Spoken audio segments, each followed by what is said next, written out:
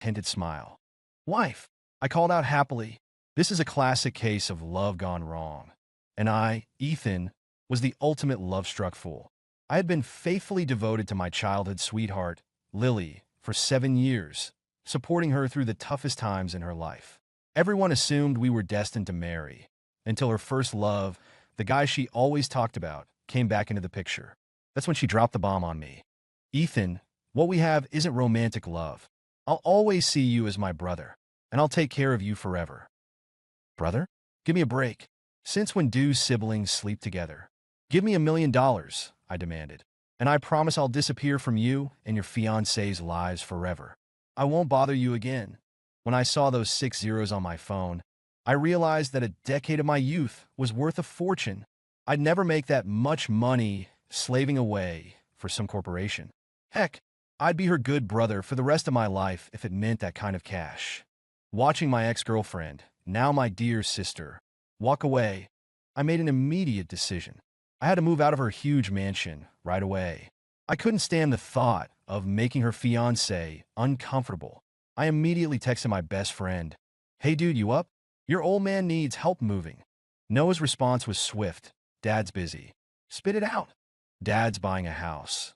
I replied, "I'll even set up a playroom for you." "Ethan, I'm a veterinarian, not a miracle worker for your delusions."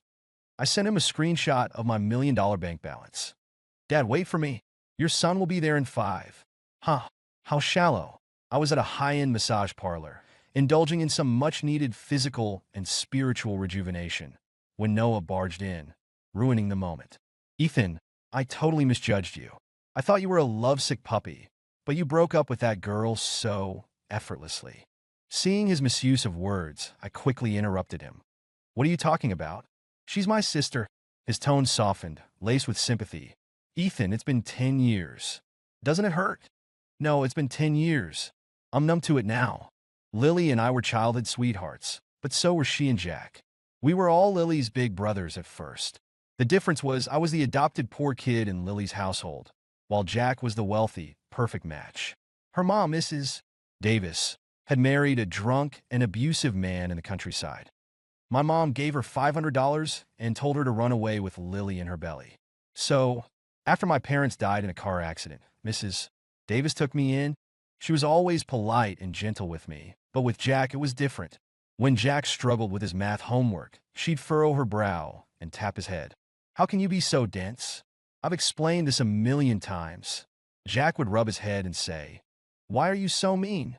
In her eyes, Jack was probably the golden prince, and I was the evil villain, jealous of the prince and always plotting to steal the princess. In our first year of high school, a stray dog she often fed died in the bushes. Coincidentally, Jack and I were both there. Seeing a chocolate wrapper on the ground, she gave me a hard look and ran into Jack's arms, sobbing. Jack shot me a sly grin, and I realized he was right.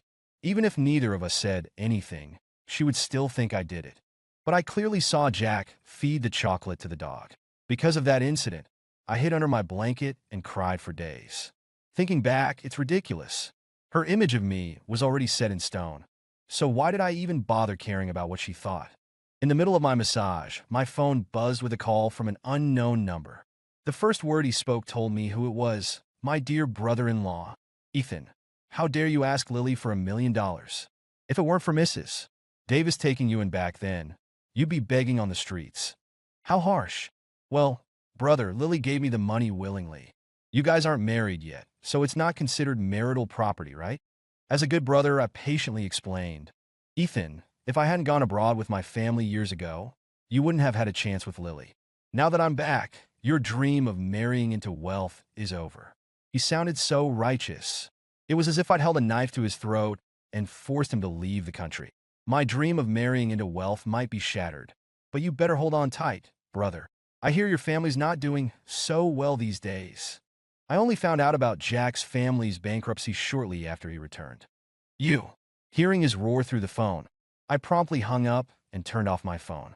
I'm going to get that new phone now and fulfill my promise to disappear from Lily and Jack's world completely. I was calm, but Noah was fuming beside me. "Marrying into wealth? Please. When Lily first got together with you, her family was already bankrupt. And when her family went under, his family didn't lift a finger to help. They just ran off to another country. I patted him on the shoulder. Son, relax. We're rich now. Those 3 words, we're rich now, really do work wonders. Noah's mood instantly brightened. Lily's family's bankruptcy came out of nowhere. When I went back, I saw only Mrs. Davis, frail and weak, lying in her room, and Lily, her usually elegant face now etched with exhaustion. After I turned 18, I moved out, living under someone else's roof. Even if it meant having your back bent all the time, you still yearn to straighten it, even if it's tiring. Later, I went with Lily to ask Jack's dad for help. He just sat on the sofa, smoking an expensive cigar, a worried look on his face. Lily, I'm in a tight spot myself. There's nothing I can do. The implication was clear. Jack didn't even show his face the entire time we were there. Not long after, we heard that Jack and his family were moving abroad. That day, I found Lily drunk at a bar. I didn't dare take her home, so I brought her to my small apartment. After putting her to bed, I went to get her a glass of water. She grabbed my hand and pulled me onto the couch. She rolled into my arms, and in the darkness, I could only see her eyes staring at me, as if she wanted to drown me. Ethan, you're all I have left. She leaned in to kiss me. I instinctively pushed her away. Lily, don't. She stopped. I'm sorry, it's okay. Go to sleep. I interrupted her before she could finish. Memories flooded back, making me sick. I was disgusted by her and by myself. How could I have loved such a messed up person for 8 years? It's true what they say, money really can buy you anything. At 10 o'clock in the morning, I answered a call from my boss.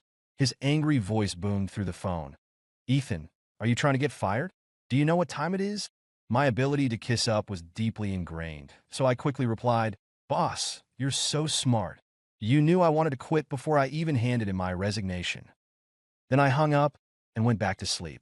I have $1 million now. A measly job with a $5,000 salary isn't going to affect me. What a joke. I hadn't been asleep for long when the phone rang again. This time, I was really angry. Do people think I'm an idiot just because I don't lose my temper? I already said I quit. Get lost. A calm voice came from the other end. Ethan, you missed your checkup today. Oh my God.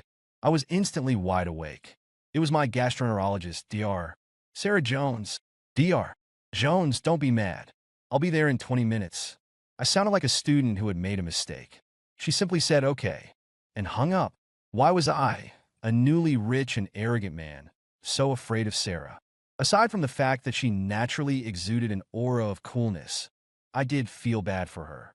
Because of work, I had been drinking with clients at a restaurant until I got a stomach ulcer. I was clutching my stomach, doubled over outside the restaurant, when I called Lily. Lily, I'm at the Western Joy restaurant. My stomach hurts. Can you come pick me up? Her voice on the phone sounded secretive, like she was afraid of being found out. Ethan, can you take a taxi to the hospital yourself? I'm in a meeting right now. I know you're strong and understanding. Later, I checked Jack's social media and saw a post with 2 shadows. The location was the neighborhood where the 3 of us grew up. The caption read, so nostalgic, those were the days. No wonder Lily sounded like she was hiding something. It was already dark, and the restaurant was in a remote area where it was impossible to get a taxi. Finally, I saw a black Audi stop. I didn't care about safety. I was in so much pain.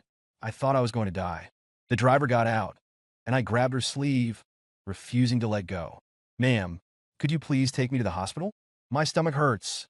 Before she could answer, I fainted on her. I felt someone help me into the car, and later, when I was semi-conscious, I heard the woman on the phone. The person on the other end was angry. You already made plans with that nice young man, and now you're saying you can't go? What am I supposed to tell your Aunt Jean? Mom, I'll hang up after you're done yelling. I'm driving. Oh, the guilt. I ruined her blind date. When I woke up, the blurry figure in front of me gradually came into focus. The woman was elegant and refined, and wearing a white coat, she looked like the epitome of the forbidden type. I used to think Lily was the most beautiful person I'd ever seen, but I guess I was naive. But this person looked so familiar. Where had I seen her before? I couldn't remember. You're awake? Is anything else bothering you? The woman asked coolly, taking notes in a small notebook. Much better, doctor. Did you see the lady who brought me here? Being grateful is one of my good qualities. She's right in front of you. I was speechless. Great. I ruined my doctor's blind date. Acute gastroenteritis. Come back for a checkup next month. Get more rest, drink less alcohol, and avoid late-night snacks. I nodded like a robot. Okay, okay, okay. Then she casually tore off a piece of paper and handed it to me. This is my phone number. My WeChat is the same. From now on, I'm your primary doctor. Call me if you need anything. I looked up and saw her name tag. Sarah Jones? Okay, Dr. Jones. When I saw Lily and Jack at the hospital, I knew I hadn't gotten far enough away.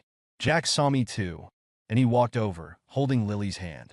Ethan, what a coincidence, running into you at the hospital. He was so friendly that I almost forgot he was the one who called to interrogate me yesterday. I saw the pregnancy test report in his hand and asked, Lily, are you pregnant? Jack nodded.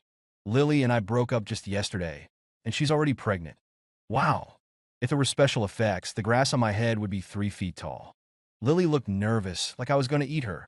Ethan, are you sick? Well, duh. Why else would I be at the hospital? I didn't want to deal with her, so I forced a smile. No, I'm not sick. My girlfriend is pregnant. She looked at me in shock. No, that's not possible. We just broke up yesterday. I was just kidding. I smiled at her, and she avoided my gaze, her eyes filled with guilt. Jack suddenly looked at me with a hurt expression. Ethan, Lily and I are truly in love. Don't blame us. That was on par with saying, you only lost a leg, but she lost her love. Just then, a pleasant voice called out from afar. Ethan. I turned around and saw Sarah. Looking at Jack and Lily, this awful couple, I don't know what came over me, but I pointed at Sarah and said, actually, I'm here to see my girlfriend. Just one day after breaking up, Lily started, then stopped. She probably wanted to say I'd already found someone else, but she must have thought it wasn't appropriate with Jack standing next to her. I ignored her and ran over to Sarah, taking her hand. Sarah raised an eyebrow, looking at me with confusion. I whispered to her, Dar, Jones, I ran into my ex. Help me out, please. Before I knew it, my hand was intertwined with hers, and she was leading me away. When we were alone, she let go of my hand, but my face was already as red as a beet. Thank you, Dr. Jones. You really do have a bad memory, Ethan. She crossed her arms and looked at me. I examined her carefully. The more I looked, the more familiar she seemed. Your muffin. When Sarah was little, she could eat 8 muffins in one sitting, earning her the nickname. Her face darkened. Call me Dar. Jones. I chuckled. Yes, ma'am, Dar. Jones. Was it your ex-girlfriend just now? She asked as we walked. Ex-girlfriend before. Now she's my sister. Sarah looked at me seriously. Ethan, after your gastrointestinal checkup, go get your eyes checked too. I rolled my eyes at her. She was definitely cuter when she was younger. The test results came back. Chronic non-atrophic gastritis. Sarah looked at me with the sternness of a school principal. From now on, eat a light diet, and most importantly, no alcohol. I felt hopeless. They tell me I'm rich, but I can't eat what I want, and I have to quit drinking. What's the point of having all this money? You don't like to eat breakfast, do you? I used to not have time. Now I can't get up early enough. I answered truthfully. She continued writing, not looking up. Did you add me on WeChat? Or random question? And no why. Add me. From now on, send me pictures of your breakfast every day. Dr. Jones, is that really necessary? She looked up at me. She didn't make any particular expression, but I felt strangely intimidated. Okay, I'll add you right now. I'm nothing if not adaptable. I told Noah about Sarah, and he started shipping us. Childhood sweethearts, love at first sight, and she's a doctor? Ethan, you guys are too sweet. Sweet? She's like a strict teacher. I retorted, okay, I gotta go. I have something important to do today. Bye. Today was also Mrs. Davis's death anniversary. I bought a bouquet of white lilies, her favorite flowers when she was alive, and drove to the cemetery. After Mrs. Davis went bankrupt, she fell apart and passed away not long after. During that time, I helped Lily with the funeral arrangements. On the last day of the funeral, after all the mourners had left, Lily suddenly grabbed me and hugged me. Ethan, let's be together. That way, we'll never be apart. I thought my secret crush on Lily was something only I knew, but it turned out everyone could see it. When the person you've liked for so long suddenly says they want to be with you, even if you know they might not like you back, You delude yourself into thinking that time will change everything. I softly said, okay. She knelt before Mrs. Davis's portrait and said she wanted to be with me forever. Now that I think about it, she sure was bold, lying in front of her own mother's portrait. But no matter what Lily was like, I was grateful to Mrs. Davis. If she hadn't taken me in when I was 12, I might have ended up, like Jack said, a permanent resident under a bridge. When I arrived, I saw Lily was already there, but Jack wasn't. She looked surprised and happy to see me. Ethan, you remembered today. I put down the flowers. I didn't want to talk to her, but I also didn't want to argue with her in front of Mrs. Davis. Why isn't your fiancé with you? She looked embarrassed. He had something to do today. Oh, well, have a nice chat with your mom. I'm leaving. I put down the flowers and got up to leave. Ethan, she called out to me. Was that really your girlfriend today? Yeah, if she's not my girlfriend, is she yours? Unbelievable. How could you so quickly? She hesitated. I finished her sentence for her. How could I find a girlfriend so quickly? Don't worry, I always got A's in ethics class. I would never cheat. I was about to leave, but I couldn't help but add, but my dear sister, your ethics grades were probably not that high. I watched her face turn red as she stood there, and I left without looking back. I was in the middle of a beautiful dream when Sarah's call woke me up. Hello, Dr. Jones, what's up so early in the morning? Ethan, where are your breakfast pictures? I was in despair. Dr. Jones, I'm not a little kid anymore. You don't have to monitor me so strictly. There was a pause on the other end. I was starting to feel guilty, thinking maybe I was being ungrateful for her kindness. When she spoke again, give me your address. Huh? What do you need my address for? To deliver breakfast? 20 minutes later, Sarah arrived at my place, carrying a thermos with millet porridge and yam. Dr. Jones, are you this dedicated to all your patients? She said while eating her porridge.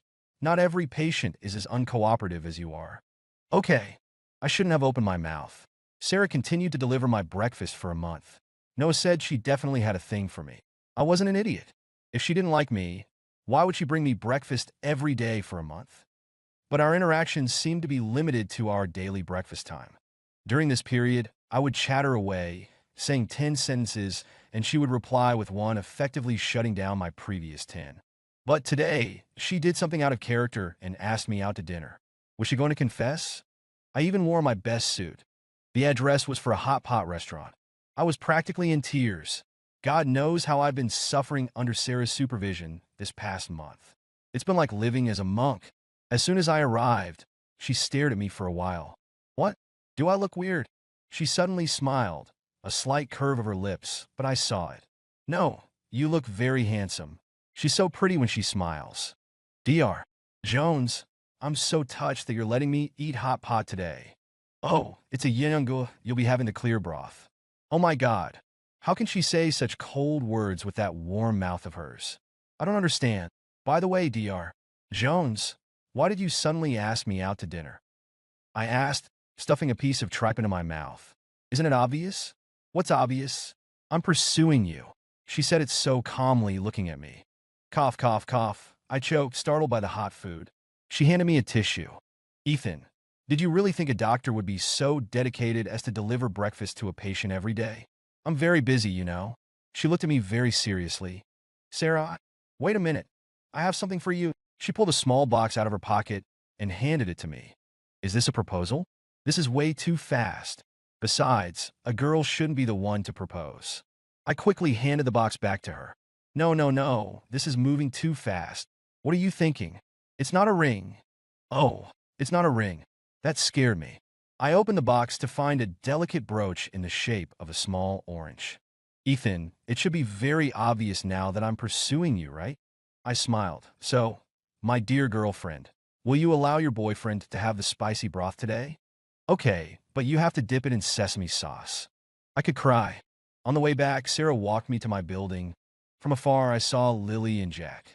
Not long ago, I saw their wedding photos on Jack's social media. Seeing me, Jack stormed over, his expression fierce. Sarah gently stepped in front of me. Ethan, give back the $1 million Lily gave you. His tone was harsh. It seemed like now that they were married, he didn't feel the need to pretend anymore. I looked at Lily behind him. She just lowered her head in embarrassment. Why should I? Because you have thick skin? You. He pointed at me, his eyes wide with rage. If Lily's family hadn't taken you in, you would have starved to death. How dare you ask her for $1 million? I pulled Sarah behind me, nodding to her to let her know I could handle it. When Mrs. Davis went bankrupt, your precious Lily was too good to deal with those people in the business world. Offering a toast was beneath her.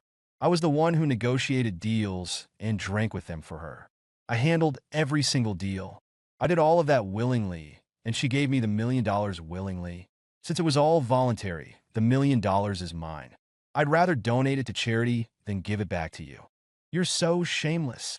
He lunged at me, ready to attack. Sarah quickly pulled me behind her. If you have any decency left, don't just stand there. Sarah's words were clearly directed at Lily.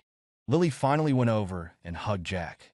Jack, stop it. Jack seemed to have lost control. He pushed Lily away and slapped her across the face. He screamed hysterically. You said you would stand by me.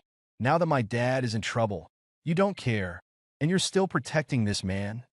Lily stood there, a bright red handprint on her face, not saying a word. Sarah pulled me away. Jack tried to grab me, but Lily held him back tightly. At the entrance, I suddenly had a lot I wanted to say to Sarah. Sarah, you saw it today. I wasn't always a good person. I was a love-struck fool, very materialistic, and I said harsh things. I even risked my life for a scumbag. I rested my head on her shoulder. She stroked my hair. Is that when you got your stomach problems? Oh? I was confused by her question. She was thinking about my stomach problems. You're not allowed to drink anymore. I protest. That's too strict. She suddenly let go of me and leaned up to kiss me. She kissed me with force. My hand slowly moved to her waist, and finally, when I couldn't breathe anymore, I pushed her away. This is your punishment. So, punishing me is a reward for you. Her head rested on my shoulder. It's still early. Should I take you home? I smiled and ruffled her hair, glancing at my apartment. No need. It's still early. I can go home by myself. Lily and Jack truly disappeared from my life for a while. Later, Noah called to tell me that Jack's family had gone bankrupt. Jack's father, in an attempt to turn things around, had racked up hundreds of millions in debt at a casino in Macau that he couldn't repay.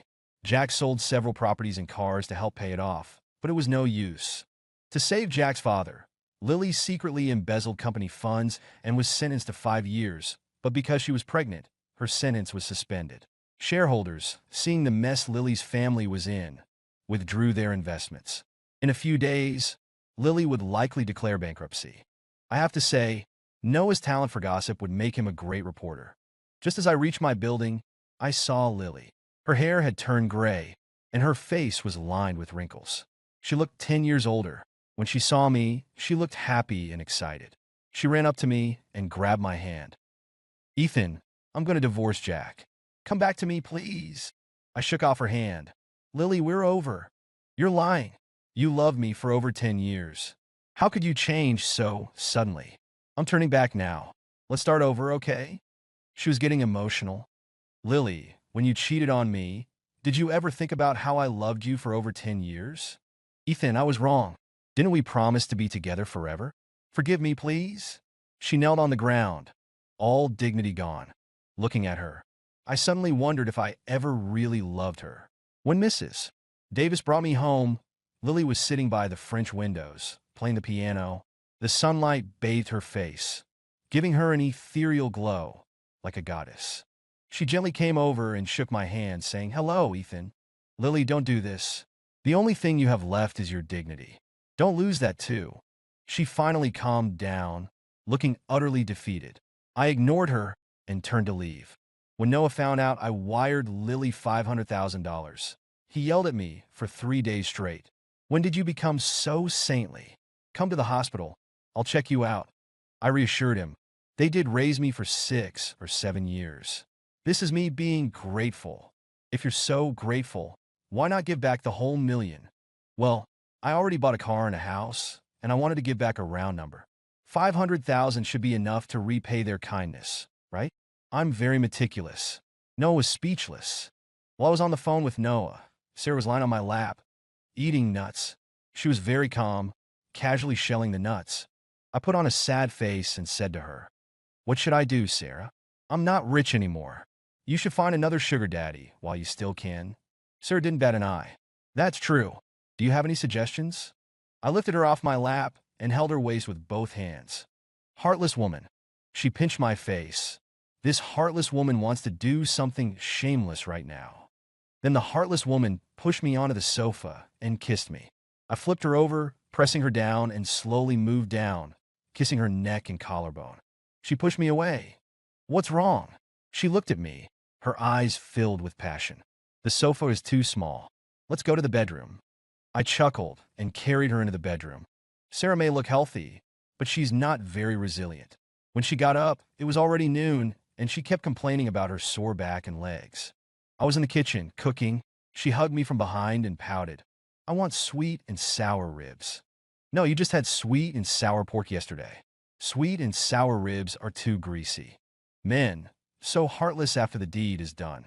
She mumbled, You promised me last night when we were in the heat of the moment. She stood on her tiptoes and bit my neck. It was her little quirk. Ethan, don't test me. I heard her annoyed voice and knew when to stop.